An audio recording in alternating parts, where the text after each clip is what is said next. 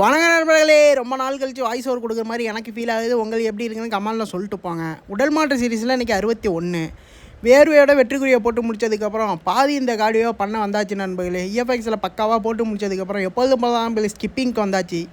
ஸ்கிப்பிங்கில் ஒரு 3 நிமிஷம் தான் நண்பர்களே போட்டேன். கண்டினியூவாக 1.5 நிமிஷம் போட்டேன். கடுமையான வியர்வை வந்துச்சு.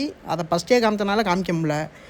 வார ரொட்டீன் படி இன்றைக்கி ஜஸ்ட்டு தான் நண்பர்களே. எல்லாமே பார்வெல்லே போட்டோம் பக்காவா. ஏன்னா மாஸ்டர் இனிமேல் இந்த மாதிரியே போடுப்பா. அதுக்கப்புறம் நம்ம ஹைப்பர் செட்டை மாற்றி மாதிரி ஒர்க் அவுட்டே மாற்றணும் அப்படின்னு சொல்லியிருந்தாப்புல. சந்தோஷமாக இருந்துச்சு.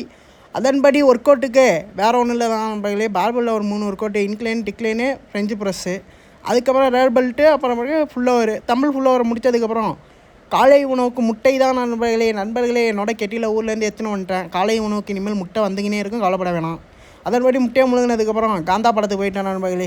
ஒரு மாதிரி ஆர்வமாக இருந்துச்சு 2-3 நாளாக. சரி போய்ட்டு வந்துட்டு நீ போனேன். என்னம்மா நினச்சிருக்காரு மனுஷன், வேறு மாதிரி நடிகிறார் நண்பர்களே. பீரியட் பண்ணால் தலைவன் தான் இனிமேல் அப்படிங்கிற மாதிரி ஆயிடுச்சு. இரவு உணவோட என்னை நாளையே முடிச்சுக்கிறேன் நண்பர்களே. ரொம்ப நன்றி. நாளைக்கு பார்ப்போம். பாய்.